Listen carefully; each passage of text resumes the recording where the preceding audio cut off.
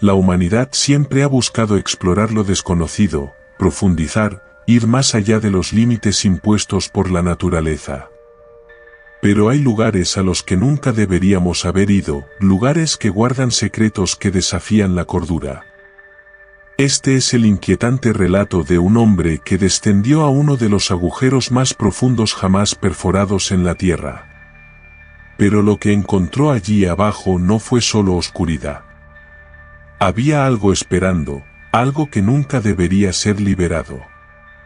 Prepárate, porque después de esta historia, nunca volverás a ver el mundo de la misma manera. El 24 de mayo de 1970, la Unión Soviética inició un proyecto que llegaría a conocerse como Kola Superbore. Aunque ha estado abandonado durante mucho tiempo, el agujero todavía existe hoy y mide alrededor de 40.000 pies de profundidad, y cualquiera que sea la afirmación que hagan los investigadores, consideran que el agujero no es la única vez que Rusia cavó más profundo de lo que debería. Todavía se pueden encontrar varios agujeros, sin protección, en el desolado desierto ruso. El mayor error de mi vida fue caer por uno de esos hoyos. Hace un año, mi trabajo me llevó a un pequeño pueblo pesquero ruso ubicado en Siberia. Es un lugar pequeño, poblado por no más de 200 personas, en su mayoría pescadores y algunos cazadores. No era la primera vez que ser científico me ponía en situaciones extrañas. Soy geólogo, lo cual no es importante para los propósitos de la historia, pero tengo experiencia en operaciones de búsqueda y rescate en los Estados Unidos. Mis conocimientos del idioma ruso no eran nada satisfactorios, teniendo en cuenta que en el pueblo, aparte de mí, solo 2 personas de mi equipo hablaban inglés. Era un desafío, por decir lo mínimo. Sin embargo, con el espíritu adecuado y la voluntad de compartir una botella de vodka, resultaron ser algunas de las personas más amigables que he conocido en toda mi vida. Disfruté especialmente de la compañía del único policía del pueblo, que hablaba al menos un nivel básico de inglés. Su trabajo consistía, en su mayor parte, en acompañar a la gente a casa después de beber demasiado, aunque a menudo participaba en la bebida en lugar de dejarla. No hace falta decir que rápidamente nos hicimos buenos amigos y nos divertimos mucho en este mundo extraño, aislado de la civilización. Al menos así fue hasta el 9º mes de nuestra misión. Una de las hijas locales, de 7 años, había desaparecido. Su nombre era Darla y estaba jugando con sus amigos cerca de un viejo edificio abandonado, que se cree que es un silo de la era soviética. Toda la estructura había estado cerrada durante casi 40 años y olvidada, pero a los niños les encantaba quedarse allí. Ese día en particular, el silo estaba abierto y las puertas habían sido derribadas, revelando una gran sala llena de equipos viejos y un gran agujero oscuro en el centro. La estructura medía unos 50 pies de diámetro y se desconocía la profundidad, aunque había una plataforma elevadora básica en el centro de la sala. Para las mentes curiosas, todo lo que se podía ver era una oscuridad infinita que se adentraba en el abismo, como si el área hubiera sido tragada por él. Inmediatamente supe, en lo más profundo de mi corazón, que esta grieta era mortal. Justo en el fondo había un charco de agua, que sería letal. Los otros niños insistieron en que Darla se había liberado de su ayuda después de caer en el agujero, dándole falsas esperanzas a la aterrorizada madre. Era la primera vez que veía una operación de rescate montada con tanta vehemencia, pidiendo a gritos ayuda oficial. Hasta entonces era una tarea imposible, incluso si enviaran refuerzos, llegarían demasiado tarde al lugar. Al tener algo de experiencia en el campo, Alan, que conocía los conceptos básicos de primeros auxilios, se ofreció como voluntario y yo le pregunté a uno de mis colegas, Stanley, mientras los mecánicos intentaban reactivar la maquinaria vieja, incluido el ascensor. Até un lastre a la línea, con la esperanza de medir la profundidad. La cuerda no era lo suficientemente larga para determinar el fondo, aunque las cuerdas más largas juntas medían casi 300 metros.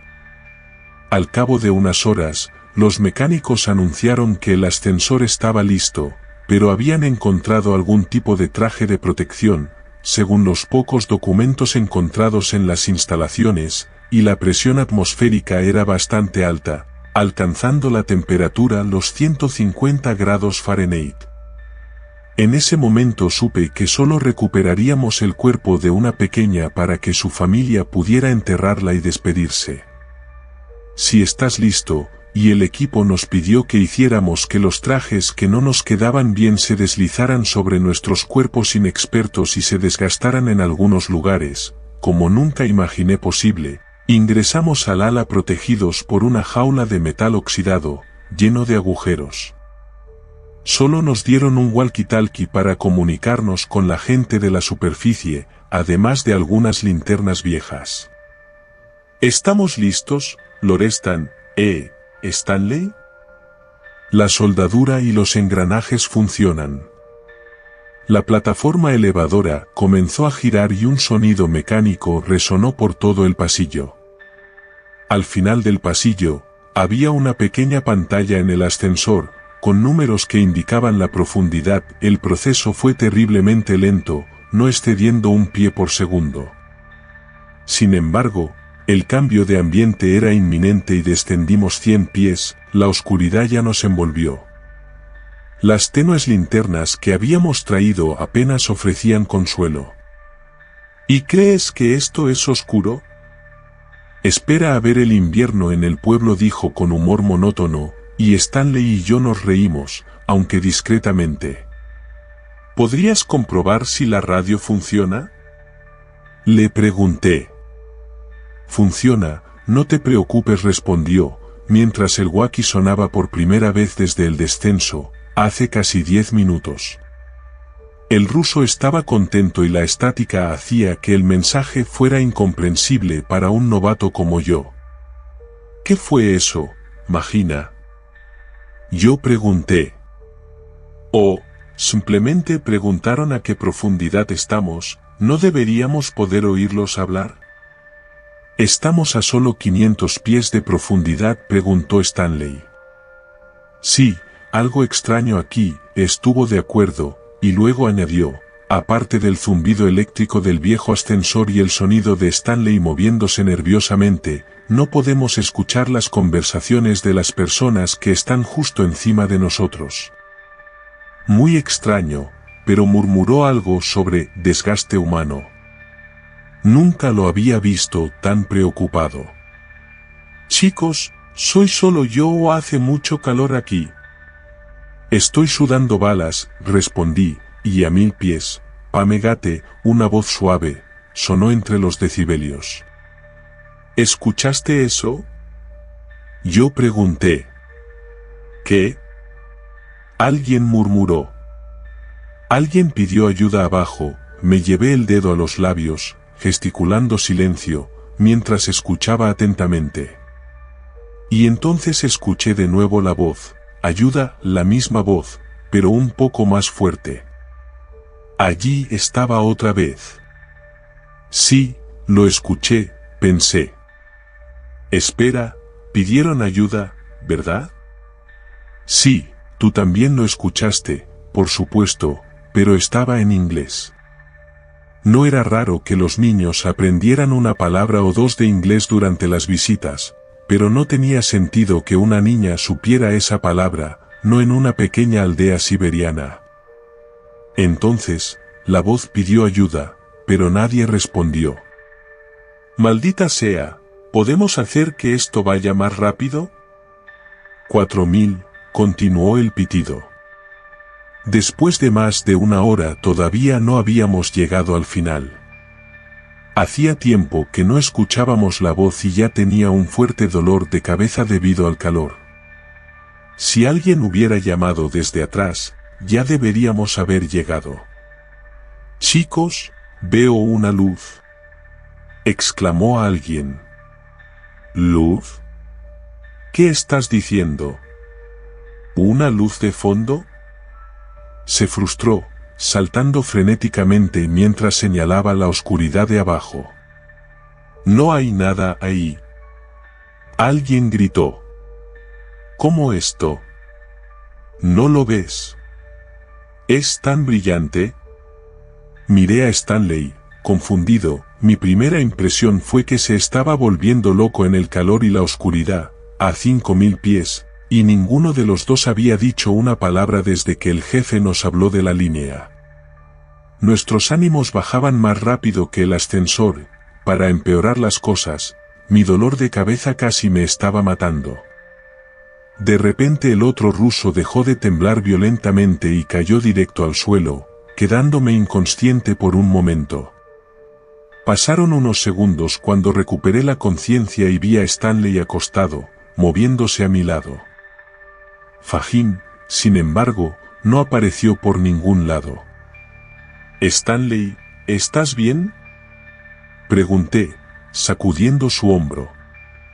Él gimió mientras se levantaba. «¿Qué diablos acaba de pasar?». «No lo sé, hombre, pero simplemente desapareció». Miramos a nuestro alrededor. No había salida del ascensor.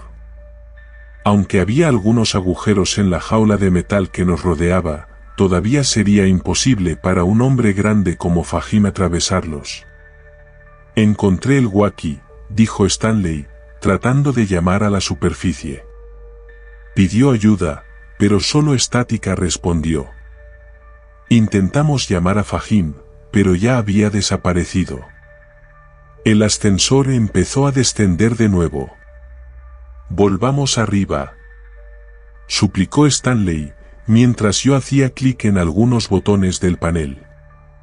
«¿Cómo esto? Los controles están rotos, solo funcionan los de la superficie». Comenzó a gritarle a alguien desde arriba para que nos trajera de regreso, pero sabíamos que no había manera de que pudiera escucharnos a 10,000 pies de profundidad. Nos llevó más de 4 horas llegar tan profundo y el calor empeoraba con cada pie que descendíamos. Ya me había desmayado un par de veces por deshidratación, a pesar de haber traído mucha agua. «¿Por qué no nos han traído de vuelta todavía?», preguntó Stanley, y lloró. Era mucho mayor que yo y se estaba deteriorando rápidamente por el calor. «No sé si es posible ser tan profundo». Stanley no respondió. Había caído inconsciente, pero usé toda mi energía para despertarlo. Estaba a punto de desmayarme por 9ª vez cuando recuperé la conciencia de golpe por lo que sonó como un canto. Era lo más hermoso que había oído jamás, en ruso, y no entendía lo que significaba, pero era tan sereno, tan puro. «Stanley, ¿puedes oír?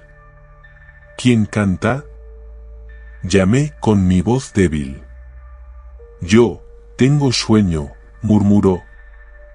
De repente, apareció una luz en las profundidades y el canto se hizo más fuerte.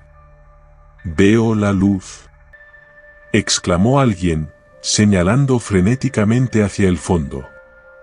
«¿Luz?», respondió Stanley confundido, y mi primera impresión fue que se estaba volviendo loco por el calor y la oscuridad, a 5000 pies, mientras ninguno de nosotros había hablado desde que el jefe nos advirtió sobre la línea. De la nada, el otro ruso dejó de temblar violentamente, cayó al suelo y quedé inconsciente por un momento. Pasaron unos segundos y cuando recuperé el conocimiento vi a Stanley tirado a mi lado, pero Fahim ya no estaba. «Stanley, ¿estás bien?», pregunté, sacudiendo su hombro. Él gimió mientras se levantaba. «¿Qué diablos acaba de pasar?».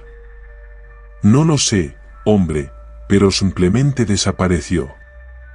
Miramos a nuestro alrededor. No había forma de salir del ascensor. Aunque había algunos agujeros en la jaula de metal que nos rodeaba, sería imposible que un hombre grande como Fahim pudiera pasar. Stanley intentó llamar a la superficie con su walkie, pero solo había estática.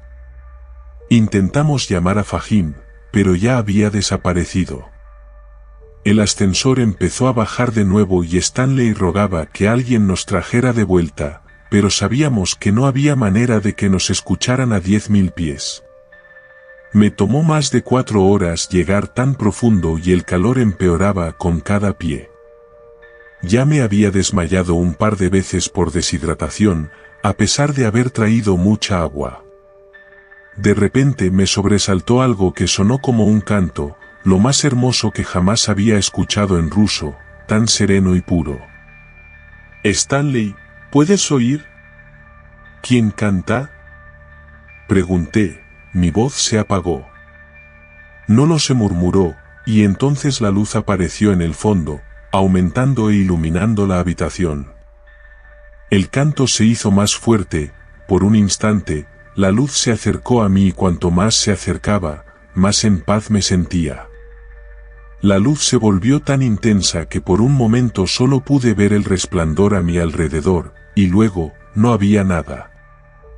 Me desperté en un hospital una semana después, un par de cazadores me encontraron en medio de un bosque en el este de Rusia.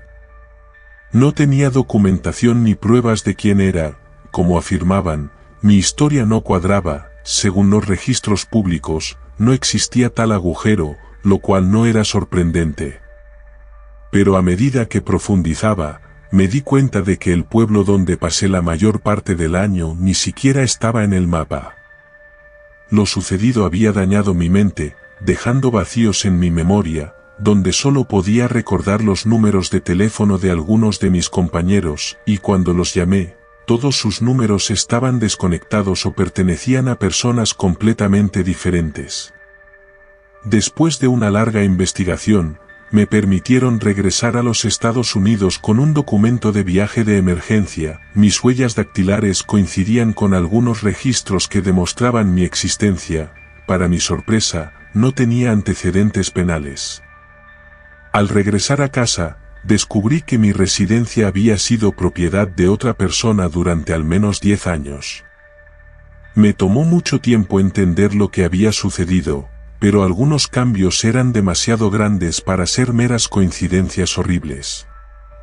Dejando de lado los cambios personales que experimenté, ni siquiera la historia mundial coincidía con lo que recordaba haber estudiado. La geografía era muy diferente, por ejemplo, en el mapa faltaba un continente entero. Y la negación es una herramienta poderosa. Me tomó meses aceptar la verdad simple pero complicada de que este no era el mundo al que pertenecía. Sobrevivió, pero ¿realmente volvió a casa? Todo cambió. Registros borrados, recuerdos divergentes, un mundo ligeramente diferente al que recordaba. Como si la propia realidad se hubiera ajustado para ocultar lo que veía debajo. Si ya no pertenece a este mundo, ¿a dónde se fue el verdadero? Hay secretos que deberían permanecer enterrados, pero la pregunta sigue siendo, ¿qué pasa cuando alguien los desentierra? Suscríbete al canal, activa las notificaciones y prepárate, porque el terror siempre encuentra la manera de emerger. ¿Y ahora, estás seguro de que estás en el mundo correcto?